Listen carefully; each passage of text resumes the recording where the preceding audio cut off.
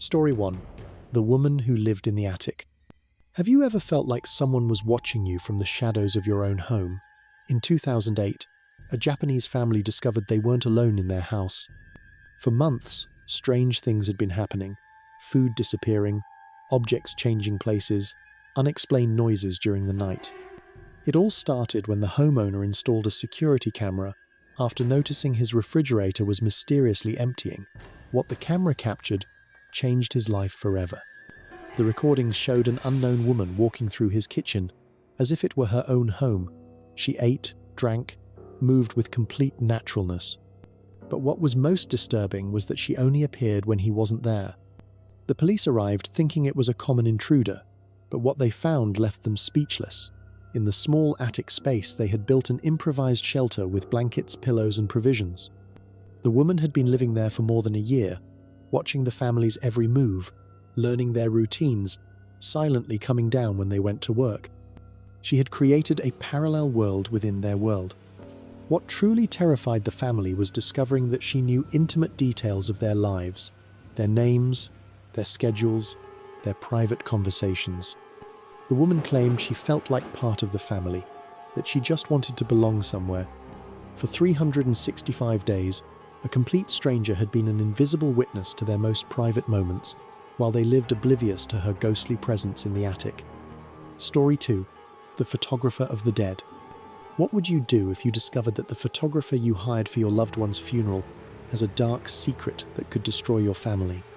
In 1920, Edmund Hartwell was the most respected photographer in New Orleans, specializing in post-mortem portraits. Families trusted him to capture the last images of their deceased loved ones. It was a common practice at that time, a way to preserve memory before modern life erased it. Hartwell had an impeccable reputation. His photographs were considered works of art, so realistic they seemed to breathe. Wealthy families competed for his services, paying fortunes for one last portrait.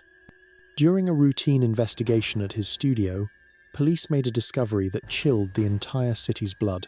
In his house's basement, they found more than 200 bodies in different states of decomposition. Hartwell didn't just photograph the dead, he collected them. He had been stealing bodies from morgues, cemeteries, and hospitals for decades. He preserved them with special chemicals to keep his models in perfect condition. But the most chilling truth was yet to be revealed. Many of the bodies hadn't died from natural causes. The coroner discovered he had been poisoning elderly and sick people to expand his collection. His famous post-mortem photographs weren't just portraits of the deceased, they were trophies of his crimes. For 30 years, New Orleans families had been hanging evidence of Edmund Hartwell's murders on their walls. Story 3. The Girl Who Never Grew Up. Have you met someone who seems too mature for their age? In 2009, an American family adopted a 6-year-old Ukrainian girl named Natalia, thinking they were saving an innocent orphan. The first months were normal. Natalia was intelligent, spoke several languages, and seemed to adapt well to her new life. But soon they began to notice strange behaviors that filled them with unease. The girl showed knowledge about adult topics she shouldn't understand. She talked about sex, violence, and death with disturbing naturalness. Her adoptive parents thought it was trauma from her difficult past. Doctors began to notice inconsistencies in her physical development. Her teeth, bone structure, hormonal development didn't match those of a 6-year-old girl. Something was terribly wrong. Medical tests revealed the impossible truth. Natalia wasn't a child. She was an adult woman with a rare genetic condition that had stunted her physical but not mental growth. She was at least 22 years old when she was adopted. For years, she had been deceiving families, moving from home to home, pretending to be a vulnerable child to get care and money. The family discovered she had tried to poison other family members and had threatened to kill them while they slept. The child they thought they were saving was actually a predator who had been manipulating them from day one. Story 4. The Voice Collector. Have you ever heard your own voice in a recording without remembering making it? In 1995, the Henderson family found thousands of carefully labeled and organized audio tapes in the basement of their newly purchased house. The previous owner, Robert Myers, had been a lonely man who died without known relatives. The house was sold with everything included, including these mysterious recordings that no one had reviewed. Initially, they thought they were music tapes or radio programs. But when they began listening to them, they discovered something that filled them with terror. They were recordings of neighbors' private conversations. Myers had been secretly recording neighborhood families for more than 20 years. He had hidden microphones in gardens, windows, and strategic places to capture every word.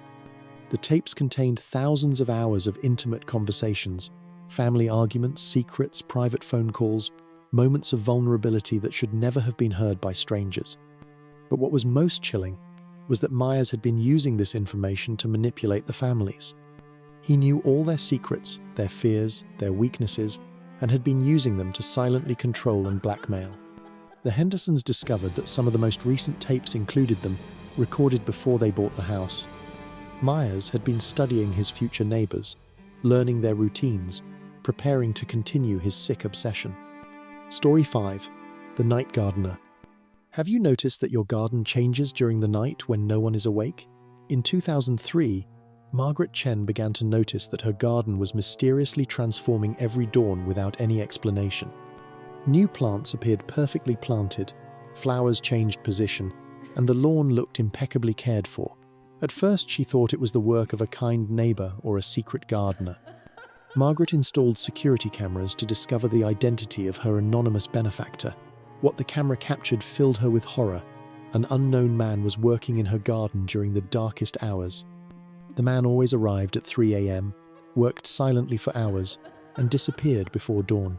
His movements were meticulous, almost ritualistic, as if following a specific plan. Police investigation revealed that the man had been doing this for years, not just in her garden, but in dozens of houses throughout the city. But his intentions weren't benevolent. He was using access to the gardens to study families' routines, map houses from the inside, and plan perfect robberies. He knew every window, every door, every moment of vulnerability. Margaret discovered that for months she had been watched from her own garden. The man had installed hidden cameras among the plants he himself had placed, turning her refuge into a surveillance system against her. Story 6. The Family Dinner. What would you do if you discovered that the food you've been serving to your family for years has a secret ingredient that could destroy their lives?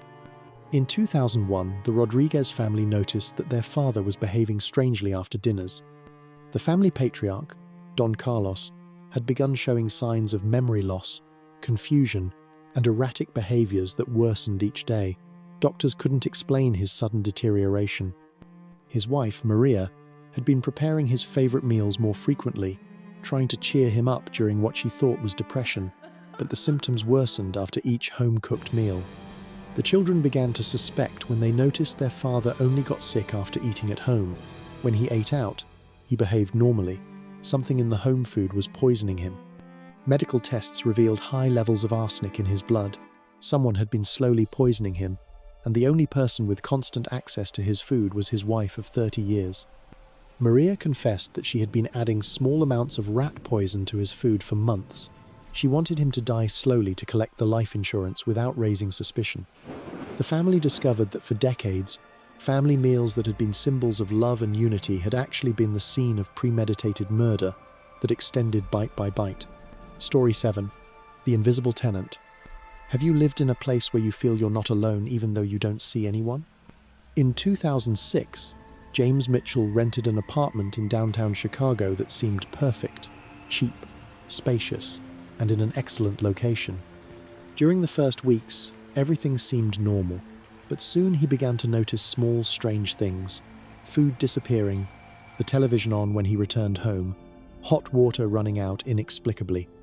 James thought they were typical problems of an old building, but when he began finding hair that wasn't his in the shower and clothes he didn't recognize in his washer, he knew something was wrong.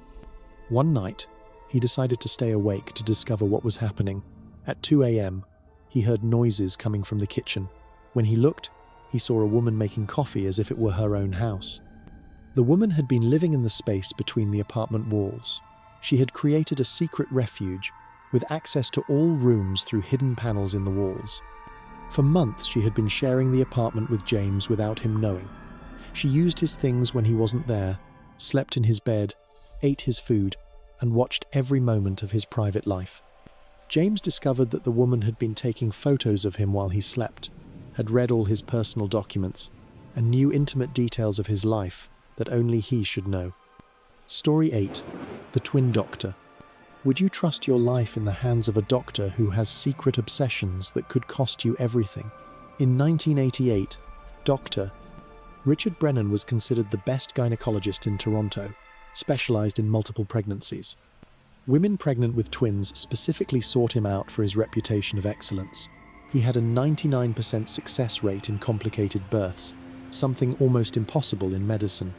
Brennan seemed to have a special connection with twin pregnancies. He could predict complications before they appeared in exams and always knew exactly what to do in critical situations. During a routine malpractice investigation, investigators discovered something disturbing in his office. Thousands of photographs of newborn twins, meticulously organized and labeled. Deeper investigation revealed that Brennan had been drugging mothers during delivery to artificially separate them from their babies. He had been selling twins on the black market for decades. Many mothers who thought one of their twins had died during delivery had actually been victims of an elaborate baby trafficking scheme. Their children had been sold to wealthy families who couldn't have children. The doctor they had trusted to bring life into the world had been destroying families and selling babies as if they were merchandise, using his position of trust to commit unforgivable crimes. Story 9. The Night Librarian. Have you been in a library after closing hours? In 2004, University of Maine students began reporting strange activities in the main library during nights. Lights turning on and off, books appearing on empty tables, and the sound of pages being turned when the building was supposedly empty. Security guards found no explanation. Security cameras captured a figure moving between the shelves after midnight. She seemed to know the library layout perfectly, moving with specific purpose. Investigation revealed that Eleanor Vance, a retired librarian, had been secretly entering the building for months. She had copies of keys she had never returned. Eleanor had developed an obsession with certain students. She had been following their study patterns, reading the books they consulted, and creating detailed profiles of their academic interests. But her obsession had escalated to something more sinister. She had been drugging students who stayed studying late, taking them to a secret room in the library basement. Investigators found the room equipped as a shrine dedicated to the students she had been obsessed with. Photos, stolen personal objects, and recordings of private conversations covered the walls. Story 10. The Television Repairman. Have you let a technician into your house without really verifying their identity? In 1999, dozens of families in Denver began experiencing strange problems with their televisions after supposed repairs. A man who identified himself as a repair technician had been visiting houses, offering free services for televisions that needed urgent maintenance. Families let him in without suspicion.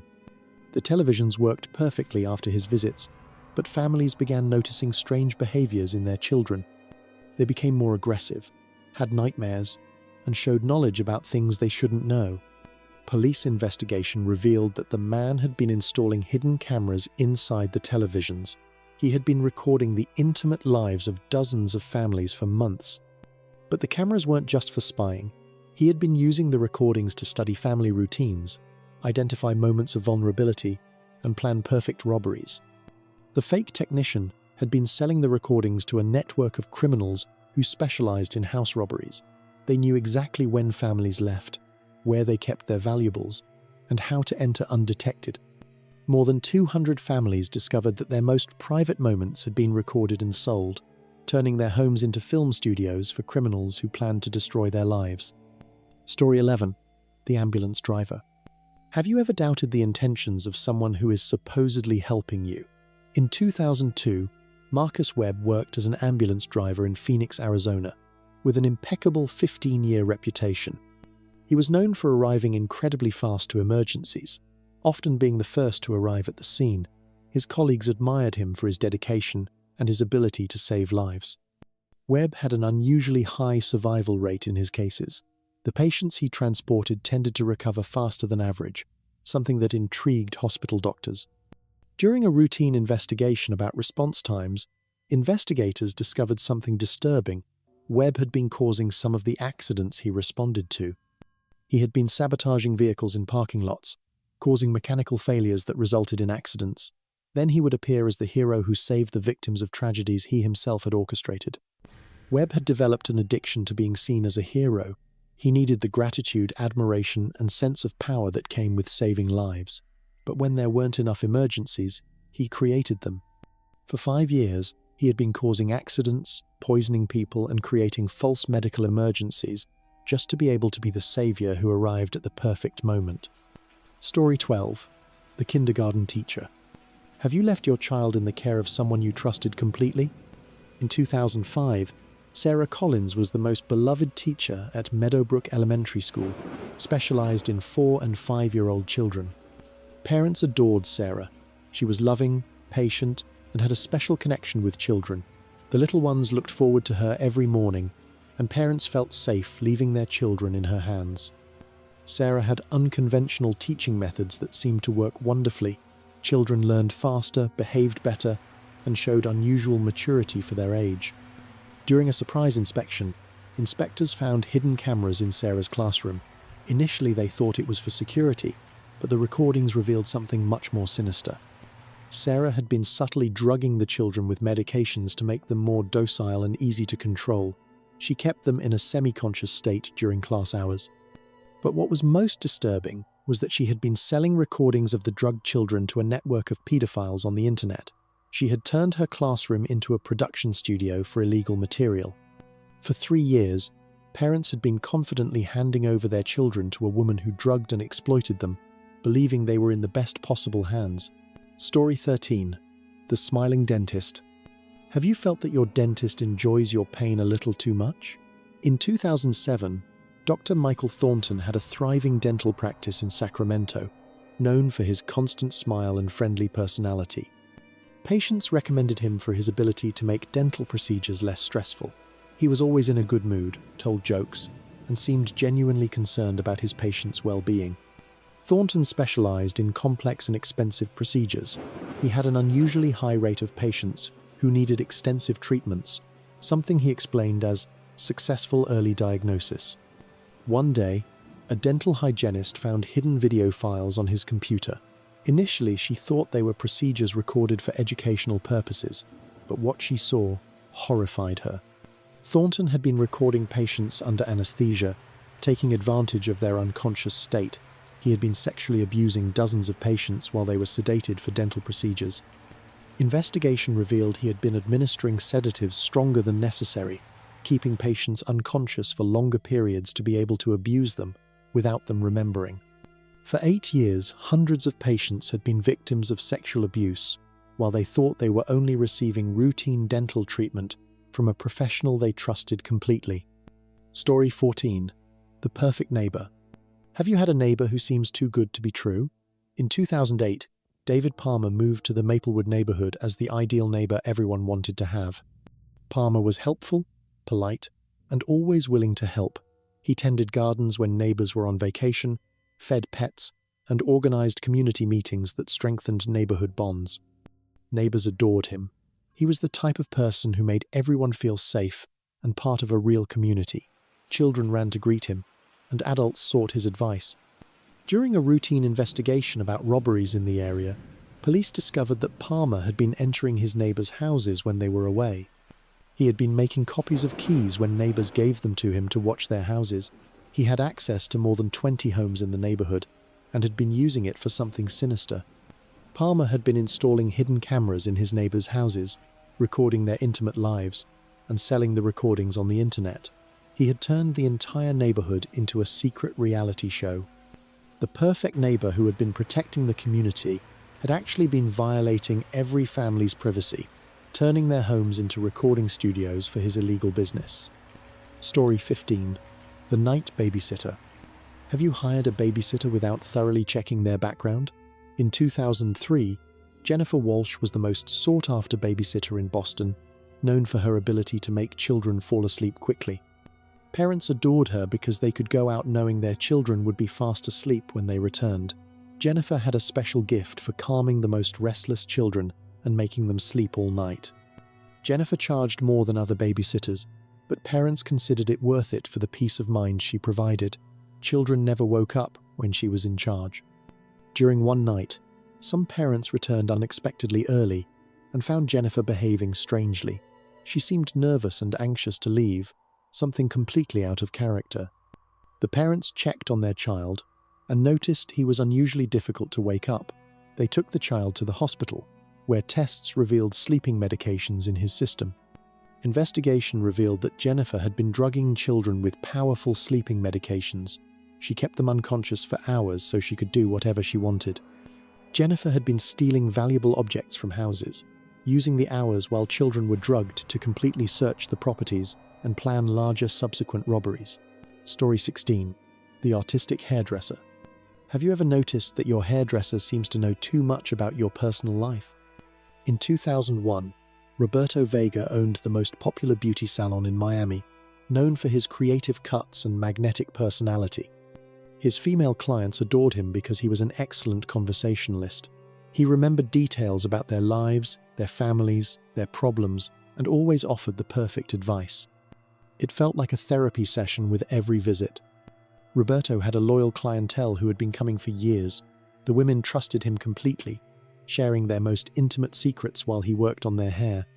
One day, a client noticed that Roberto seemed to know details about her life that she had never shared. He mentioned specific family problems that only her immediate family knew about. The investigation revealed that Roberto had been installing listening devices in his clients' purses while they were getting their hair washed. He had been recording their private conversations for years. Roberto had been using the information he collected to blackmail wealthy clients.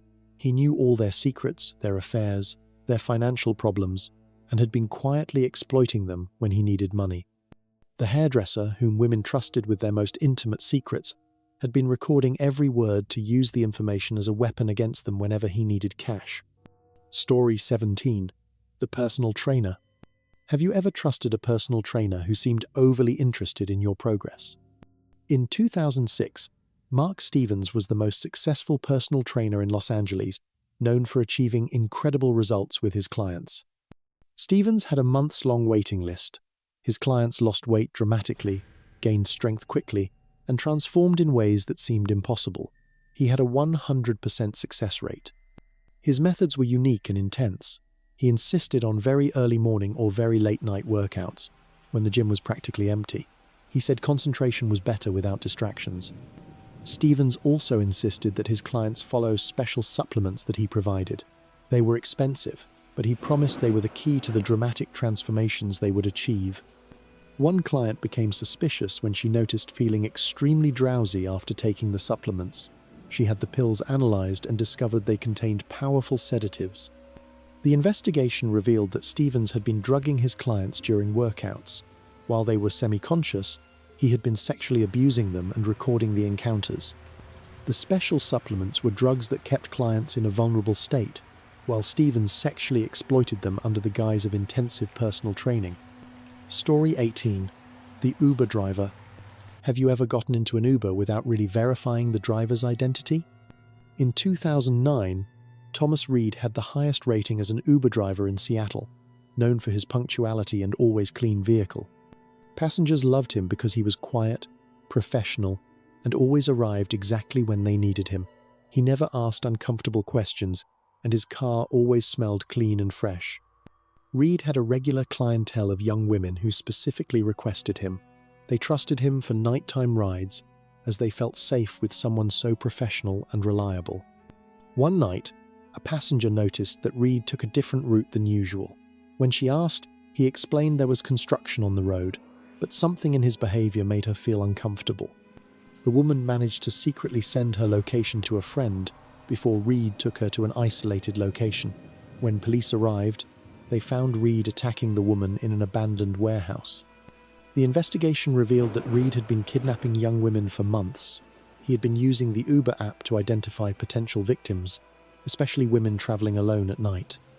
The driver, whom dozens of women had trusted with their safety, had been using the platform to identify, track, and attack vulnerable victims under the guise of safe transportation. Story 19. The Internet Technician. Have you ever allowed a technician to access your computer without supervising every step? In 2004, Alex Morrison worked as an internet support technician for a telecommunications company in Phoenix. Morrison was known for solving complex problems quickly. Customers specifically recommended him because he could fix any technical issue in a single visit, saving them time and frustration. During home visits, Morrison always insisted on working alone, explaining that distractions could affect his concentration. Customers respected this and gave him complete privacy. Morrison had complete access to clients' computers to diagnose connectivity problems. He spent hours working on each system, ensuring everything worked perfectly. A technically experienced client decided to check his computer after one of Morrison's visits and found remote access software secretly installed on his system. The investigation revealed that Morrison had been installing spyware on all his clients' computers. He had remote access to hundreds of home computers. Morrison had been stealing financial information, identities, and personal files from his clients. He had been using his access to commit mass banking fraud and identity theft. Story 20. The medical secretary. Have you ever shared confidential medical information with someone you thought was protected by professional secrecy? In 2007, Linda Hayes worked as a medical secretary at a fertility clinic in Dallas.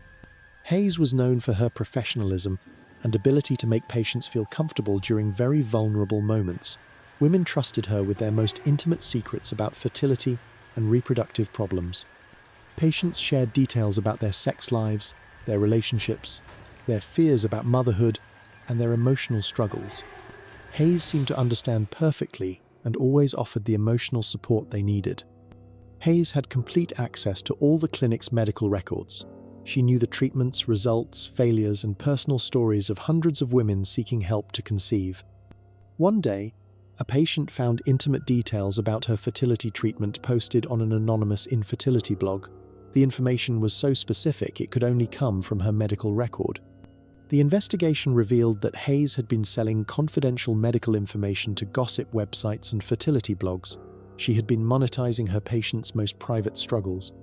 Hayes had been publishing the most dramatic infertility stories as entertainment, exposing the most vulnerable moments of women who trusted her with their deepest secrets. Story 21. The Silent Plumber. Have you ever let a plumber work alone in your house while you did other things? In 2005, Gary Mitchell was the most requested plumber in Portland, known for his efficient work and quiet nature.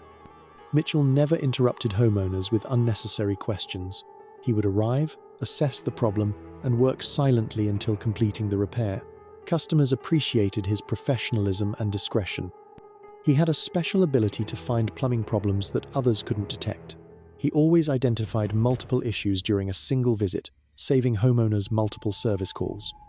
Mitchell insisted on thoroughly exploring houses to evaluate the entire plumbing system. Homeowners gave him complete access, trusting his professional expertise. A homeowner installed security cameras after several valuable items disappeared during plumbing repairs. The recordings showed Mitchell systematically stealing during his visits.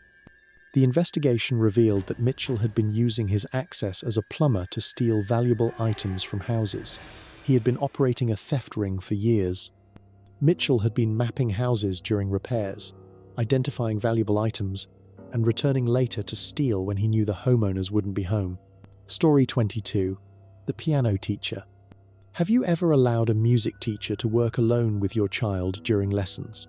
In 2008, Professor Wilhelm Steiner had the reputation of being the best classical piano instructor in Boston. Parents lined up to enroll their children with Steiner. He had an incredible success rate, producing piano prodigies who won national competitions. His teaching method was considered magical. Steiner insisted on private lessons without interruptions.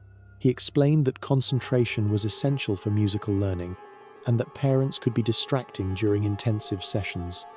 Children showed dramatic improvements in their technique after each lesson. They seemed more disciplined, more focused, and more dedicated to musical practice than was typical for their age. One mother noticed that her son seemed anxious and withdrawn after lessons.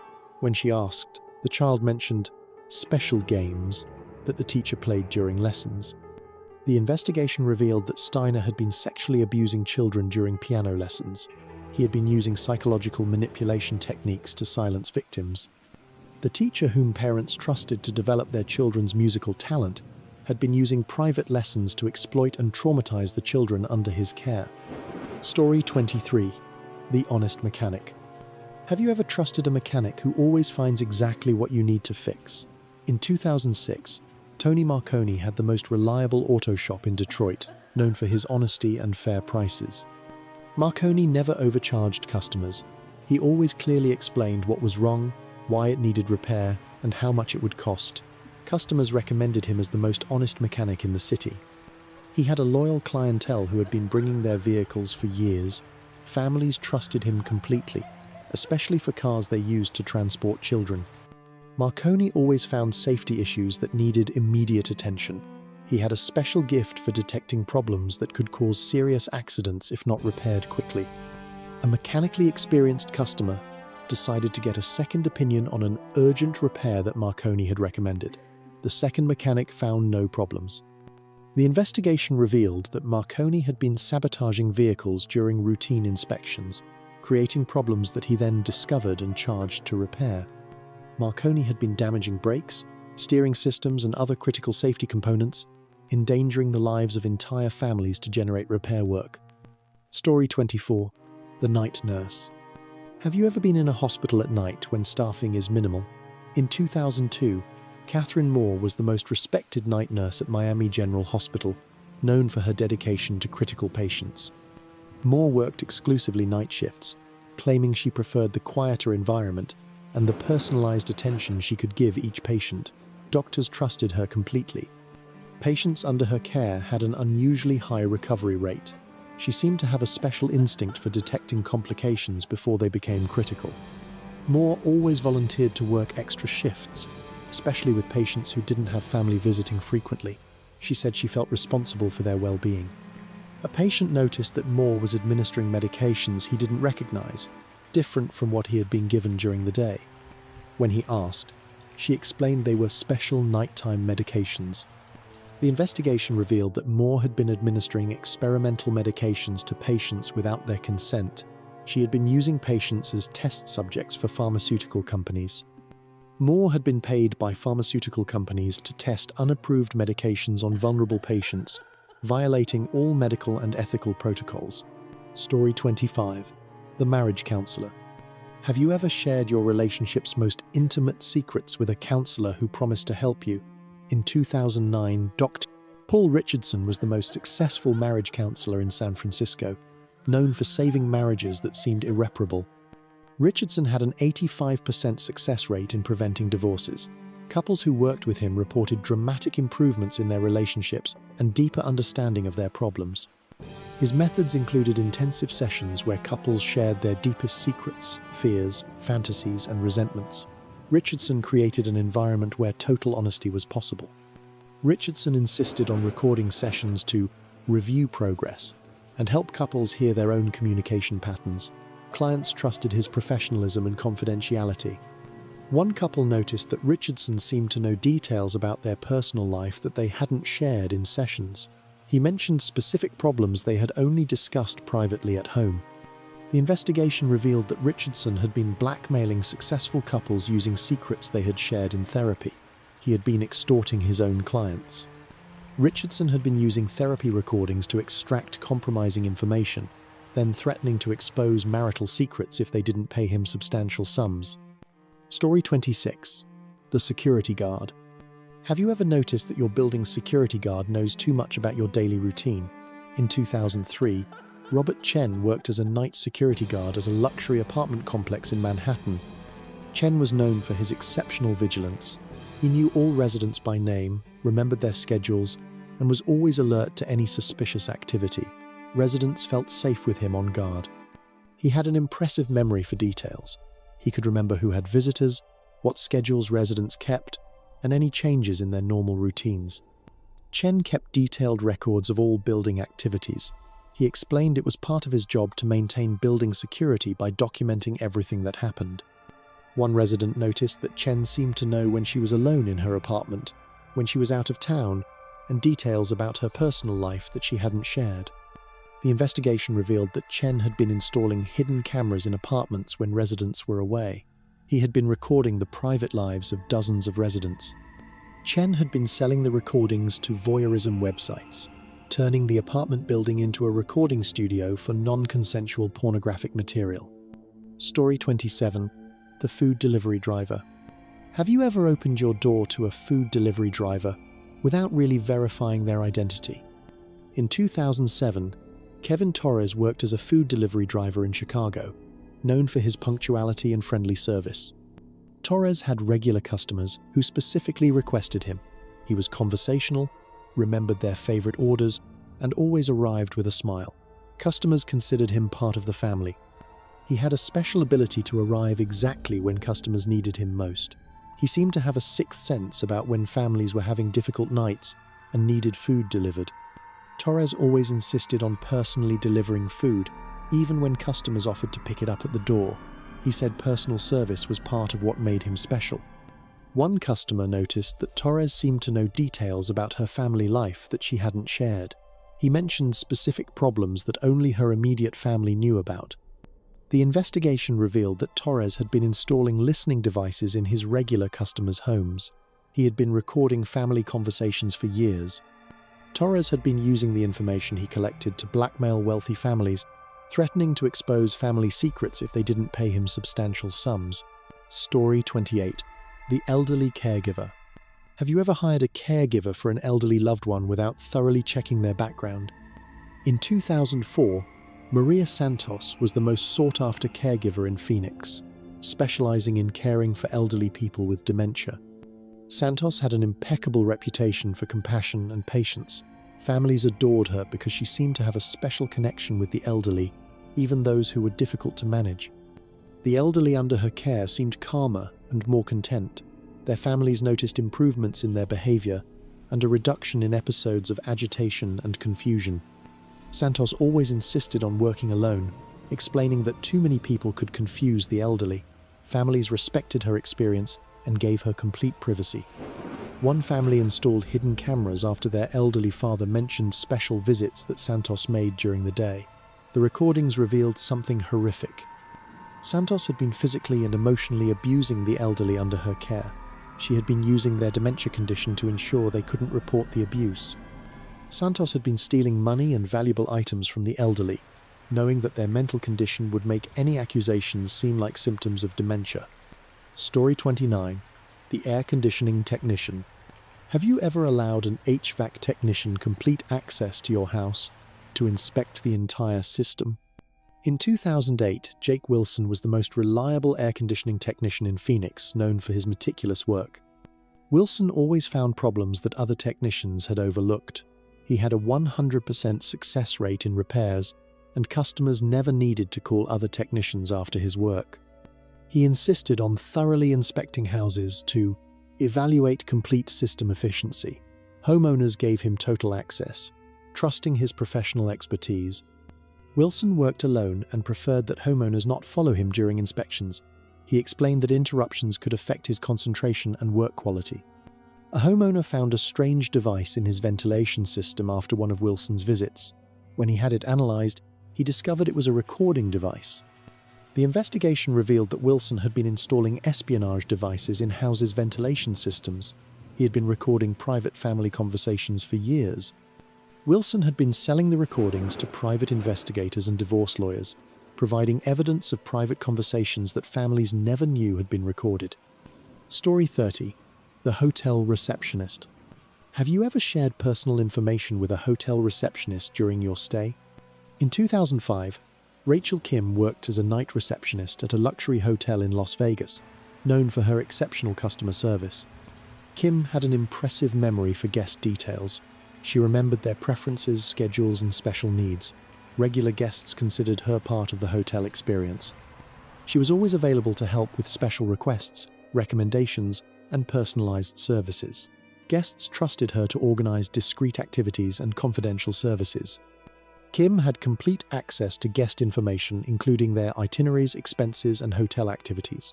She used this information to provide personalized service. One guest noticed that Kim seemed to know details about his personal life that he hadn't shared. She mentioned specific family problems that only his immediate family knew about. The investigation revealed that Kim had been selling information about high-profile guests to paparazzi and tabloids. She had been monitoring the activities of celebrities and business people.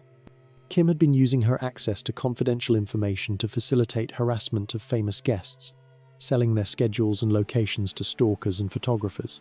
Story 31. The Community Pharmacist. Have you trusted your local pharmacist to properly handle your most important medications? In 2006, Dr. Stephen Walsh was the most respected pharmacist in Denver, known for his personalized attention and exceptional knowledge. Walsh had a family pharmacy that had been serving the community for 20 years. Customers trusted him completely, especially the elderly who depended on multiple medications. He had an impressive memory for his clients' medical regimens. He always remembered doses, interactions, and medication schedules without needing to consult files. Walsh was always available for informal medical consultations. Customers sought him out for advice on symptoms, side effects, and general health questions. A customer noticed that his medications seemed less effective after filling prescriptions at Walsh's pharmacy. He had the pills analyzed and discovered they were placebos. Investigation revealed that Walsh had been substituting real medications with placebos, selling the authentic medications on the black market. Walsh had been playing with his clients' lives, especially elderly people with critical conditions, substituting vital medications with fake pills to maximize his profits. Story 32. The School Bus Driver. Have you trusted that the school bus driver will protect your child during transport? In 2007, Harold Mitchell was the most reliable school bus driver in Portland, known for his exceptional care of children. Mitchell had been driving school buses for 15 years without a single accident. Parents and administrators considered him a model of safety and professionalism. Children adored Mitchell. He was friendly, patient, and always made sure everyone was safe before moving the bus. He seemed genuinely concerned about each child's well-being. Mitchell always arrived early and stayed late, ensuring all children got home safely. Parents appreciated his dedication and responsibility. A mother noticed her child seemed anxious and withdrawn after bus rides. When she asked, the child mentioned special games that Mitchell played with some children. Investigation revealed that Mitchell had been sexually abusing children during bus rides. He had been using isolated routes to commit crimes. Mitchell had been selecting vulnerable children, especially those without parents present at stops, to abuse them during school trips. Story 33. The Therapeutic Masseur. Have you sought a therapeutic masseur to relieve physical pain and felt completely vulnerable? In 2008, David Chen had a thriving therapeutic massage practice in San Francisco, specialized in sports injuries. Chen was known for his ability to relieve chronic pain that other therapists couldn't treat. He had a months-long waiting list due to his reputation for effectiveness. His methods included specialized techniques that required clients to be completely relaxed and trusting. He insisted that mental tension could interfere with physical healing. Chen always insisted on private sessions without interruptions. He explained that a calm environment was essential for the effectiveness of his unique therapeutic techniques. A client noticed that Chen seemed to touch her in ways that didn't feel therapeutic. When she expressed discomfort, he explained they were advanced techniques she didn't understand. Investigation revealed that Chen had been sexually abusing clients during massage sessions. He had been using his position of trust to exploit vulnerable women. Chen had been drugging some clients with oils containing sedatives, ensuring they couldn't resist or clearly remember the abuse. Story 34. The Night Janitor. Have you worked late in an office when only the night janitor was present? In 2003, Miguel Rodriguez worked as a night janitor in a Chicago corporate building, known for his meticulous work. Rodriguez had complete access to all offices in the building. He was reliable, discreet, and never interfered with employees' work or documents. Employees who worked late felt safe with Rodriguez in the building. He was friendly but respectful, and always available if they needed help. Rodriguez had master keys and access codes for all areas of the building. His work required him to clean executive offices containing sensitive corporate information. An employee noticed his computer seemed to have been used after he had left it the night before. Files had been accessed and documents had been moved. Investigation revealed that Rodriguez had been copying confidential corporate documents for years.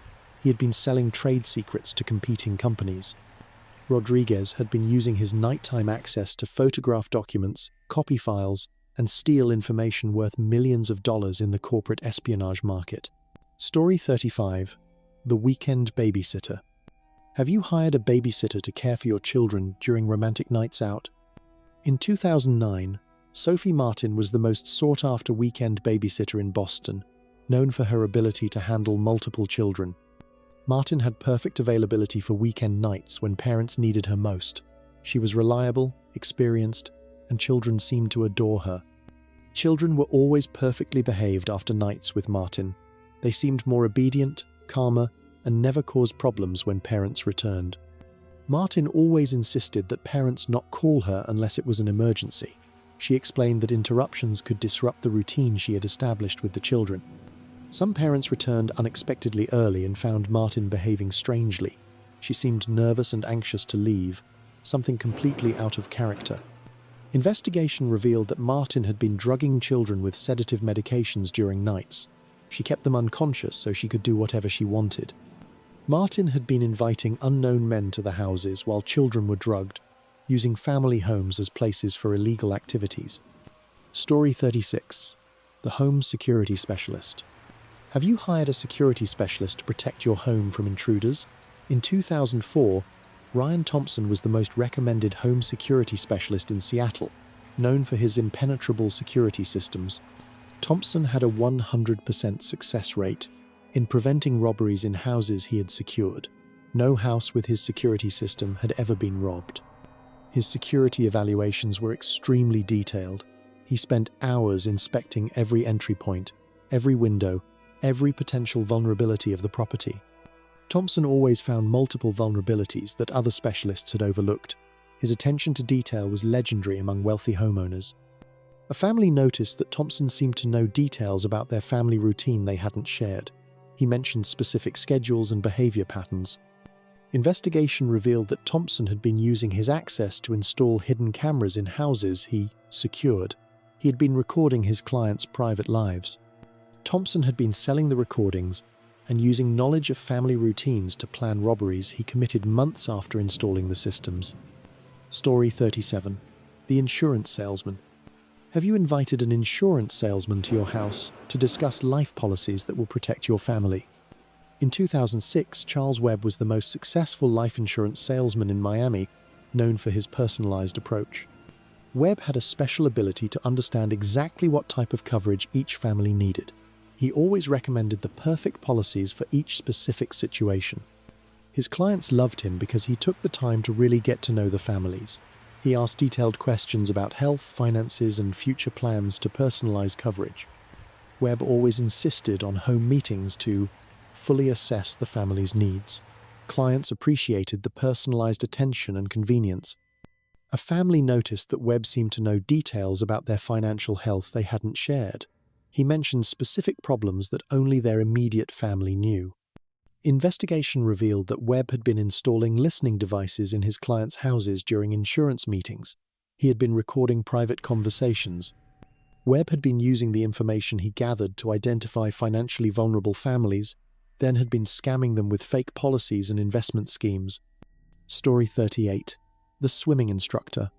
Have you enrolled your child in private swimming lessons with an instructor who promised personalized teaching? In 2005, Michael Torres was the most sought-after swimming instructor in Phoenix, specialized in teaching young children. Torres had a private pool at his house where he gave individual lessons. Parents preferred the private environment and personalized attention their children received. Children progressed quickly under Torres's instruction. They seemed more confident in the water and developed advanced swimming skills in record time.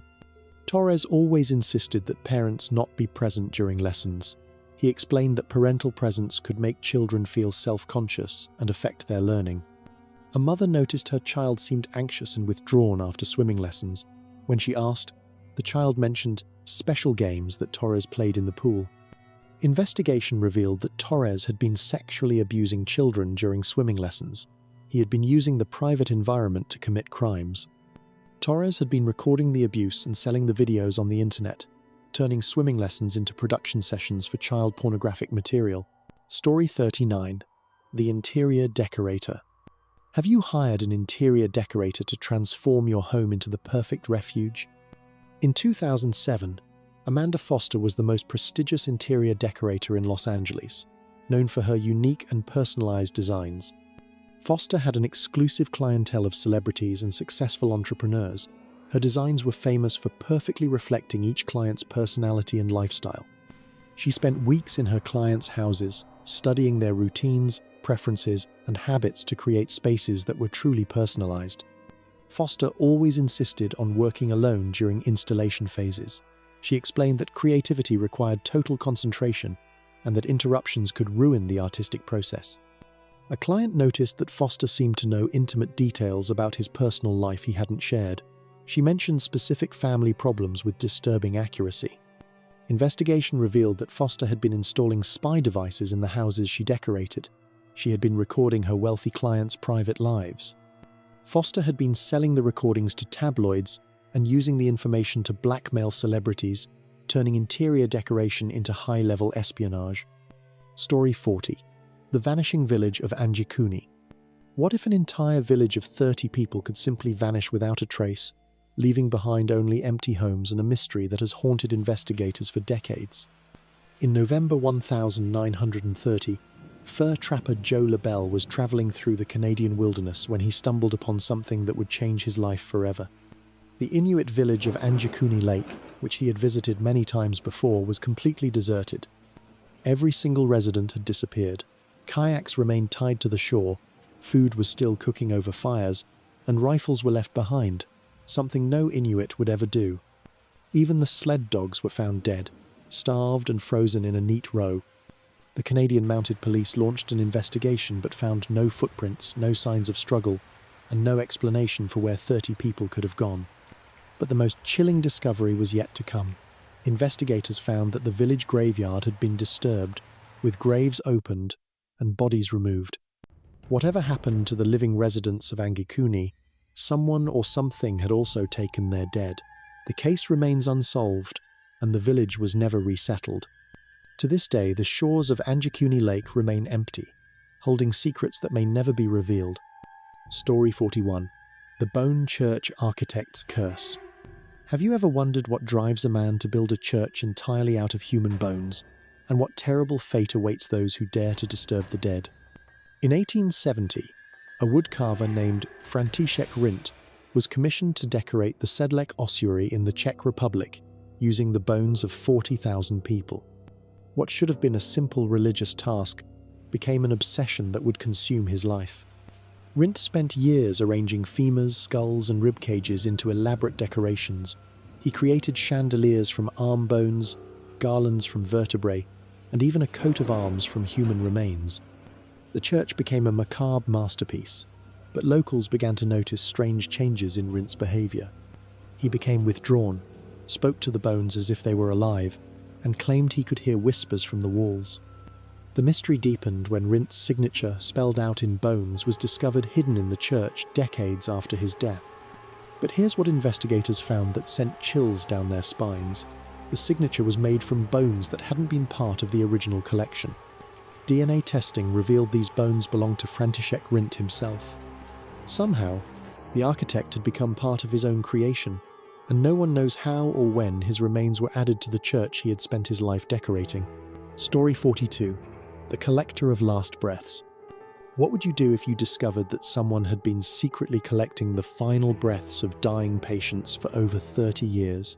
Dr. Margaret Hoffman worked as a respiratory therapist at St. Tatian's, Mary's Hospital, and for decades, she was beloved by patients and families alike. She had a gentle way of comforting people in their final moments, often staying late to hold their hands as they passed away. Everything changed when a night janitor discovered Dr. Hoffman's private office. Inside, he found hundreds of sealed glass vials, each carefully labeled with a name, date, and time of death. Investigation revealed that for 32 years, Dr. Hoffman had been placing a small tube over the mouths of dying patients, capturing their final exhale in these glass containers. She had collected over 3,000 last breaths. When confronted, Dr. Hoffman explained that she believed she was preserving the souls of the deceased, protecting them from being lost forever. But the investigation uncovered something far more disturbing. Analysis of the vials showed that many contained traces of a rare paralytic agent, suggesting that some patients may not have died naturally. The woman who claimed to be saving souls may have been taking them instead. Dr. Hoffman died in custody before her trial, and the fate of the 3,000 captured breaths remains a mystery that haunts the hospital to this day. Story 43. The Midnight Surgeon of Edinburgh. Imagine discovering that the respected surgeon operating on your loved ones has been conducting his most important work not in the hospital, but in the shadows of Edinburgh's underground tunnels. Dr. James Morrison was considered one of Scotland's finest surgeons, but in 1999, police received anonymous tips about strange activities in the city's abandoned railway tunnels beneath the Royal Mile. What they discovered defied all logic. Dr. Morrison had constructed a fully equipped operating theatre in the tunnels, complete with surgical lights, anesthesia equipment, and monitoring devices. But this wasn't being used for emergency procedures. Investigation revealed that Morrison had been performing unauthorized surgeries on homeless individuals, claiming he was perfecting techniques that couldn't be practiced in conventional hospitals. The most shocking discovery came when police found detailed journals documenting over 200 operations performed in the underground facility. Morrison had been removing organs from his unwilling patients, but not for transplantation. He had been trying to reanimate dead tissue, believing he could bring the dead back to life. The final entry in his journal, written just hours before his arrest, read, "Success at last." Subject 201 opened her eyes. But when police searched the tunnels, they found only empty operating tables and the lingering smell of surgical disinfectant. Subject 201 was never found, and neither was any evidence of what Dr. Morrison might have accomplished in his underground laboratory. Story 44. The Breathing Walls of Poveglia. What happens when an entire island becomes so saturated with death that the very ground seems to come alive? Poveglia Island, off the coast of Venice, was used as a plague quarantine station for over 400 years. An estimated 160,000 people died there, and their bodies were burned in massive pyres, mixing ash with the island's soil until it became 50% human remains. In 1922, the island was converted into a mental hospital, run by a doctor who conducted horrific experiments on patients. The facility was abandoned in 1968, but in 2014, a documentary crew received permission to spend one night filming on the island. What they captured on camera has never been fully explained. The crew's thermal imaging equipment showed patterns of heat moving through the walls of the abandoned hospital, as if something was breathing within the structure itself. Audio recordings picked up rhythmic sounds that matched human respiratory patterns, even though the building had been empty for decades. But the most disturbing discovery came when they analyzed soil samples from the island. The human ash in the soil was somehow consuming oxygen and releasing carbon dioxide, as if the dead were still breathing through the very ground they had become part of. The documentary was never released, and the island remains off-limits to visitors. Local fishermen report that on quiet nights, they can hear the sound of 160,000 people breathing in unison across the water. Story 45. The Wax Museum's Living Exhibit.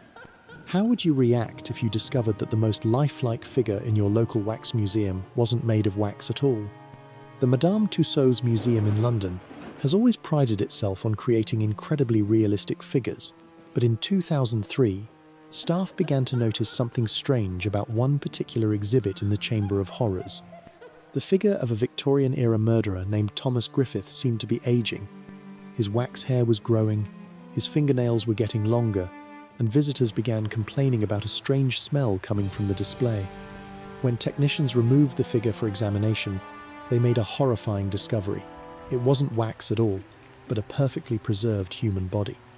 DNA testing revealed that the figure was indeed Thomas Griffiths, the actual murderer who had been executed in 1898. But here's where the story becomes impossible to explain.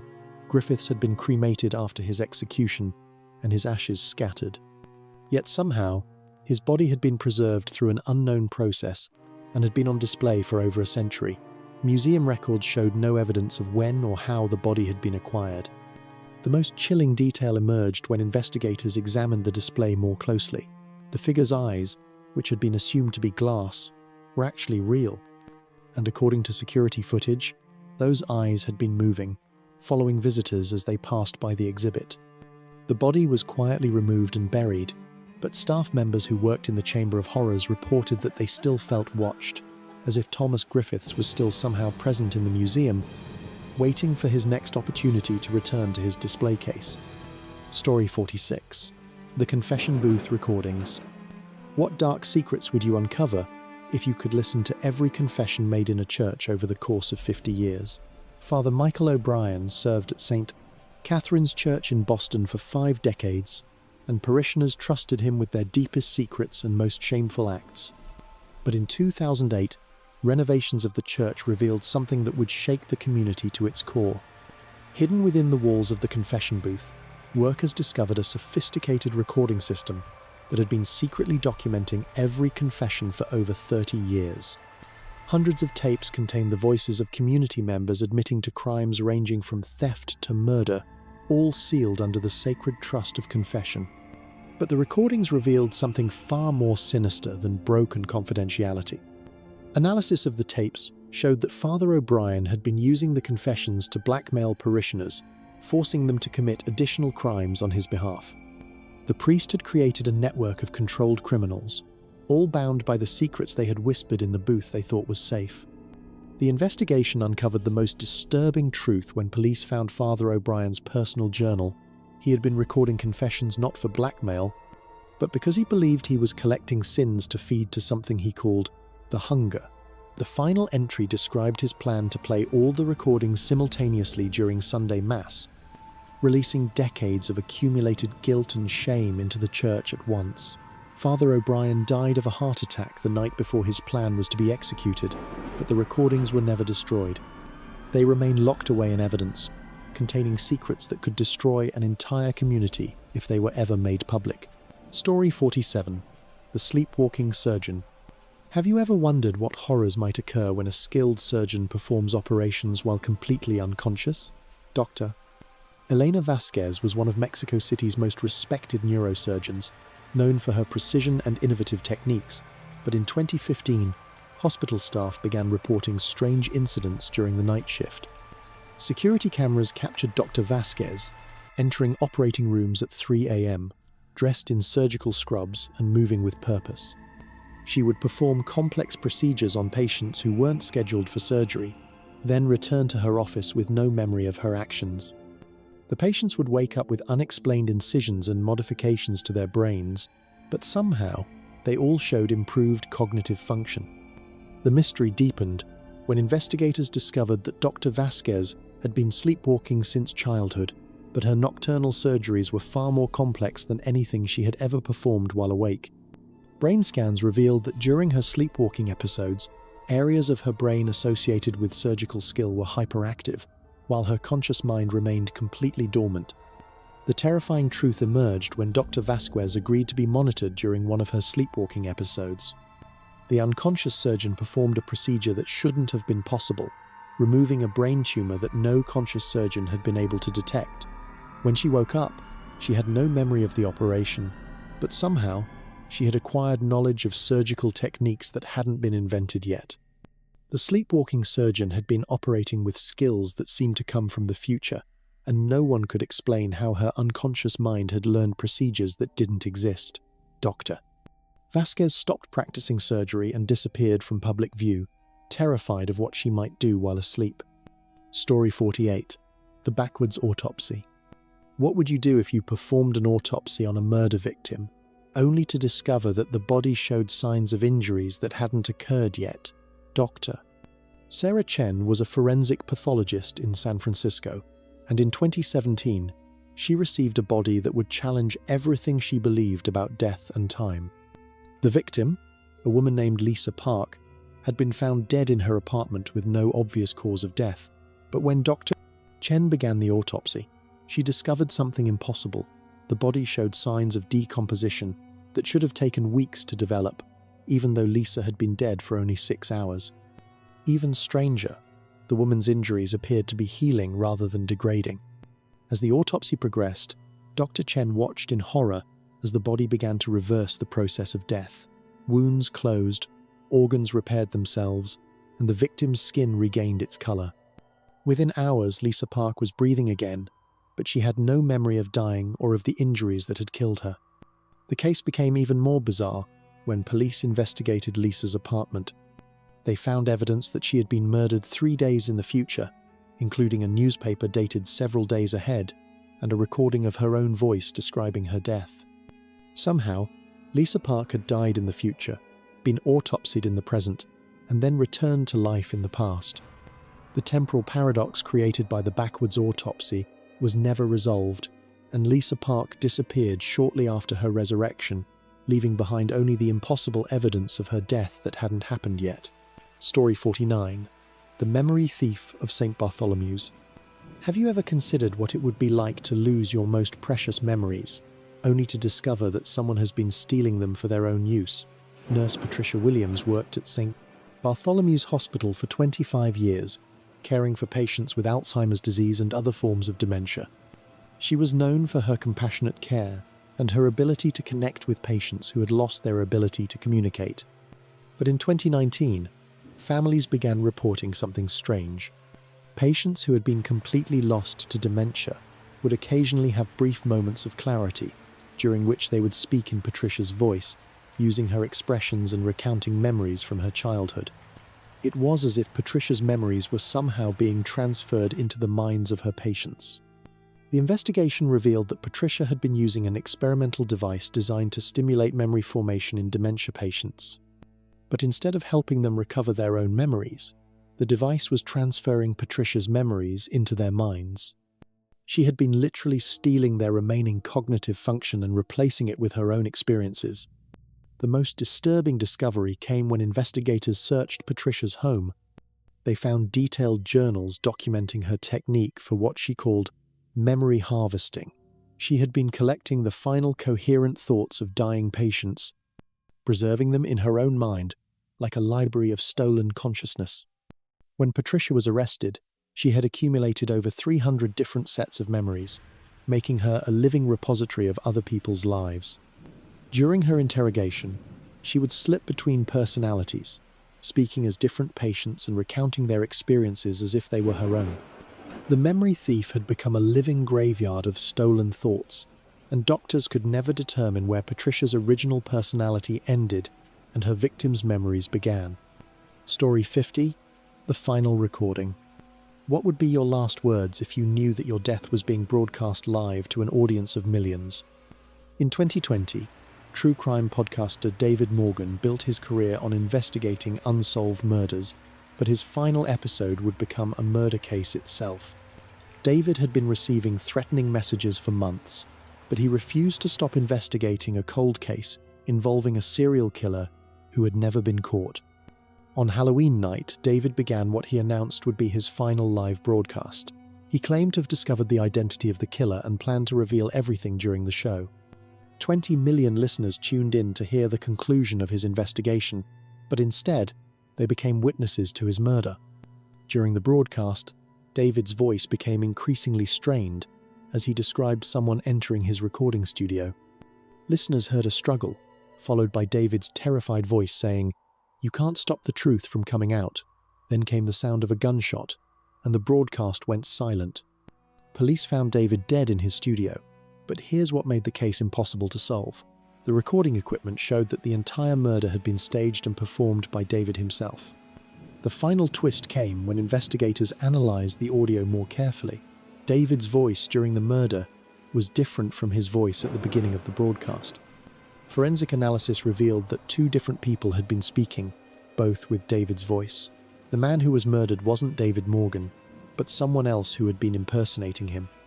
The real David Morgan was never found, and the 20 million listeners who thought they had witnessed a murder had actually heard something far more sinister: the sound of someone stealing another person's entire identity, including their voice, their memories, and ultimately their life. The case remains unsolved, but occasionally, new episodes of David Morgan's podcast still appear online, featuring investigations that only the real David could have conducted, leaving listeners to wonder whether the true crime podcaster is still alive somewhere, or if his murderer has become so skilled at impersonating him that they've completely taken over his life.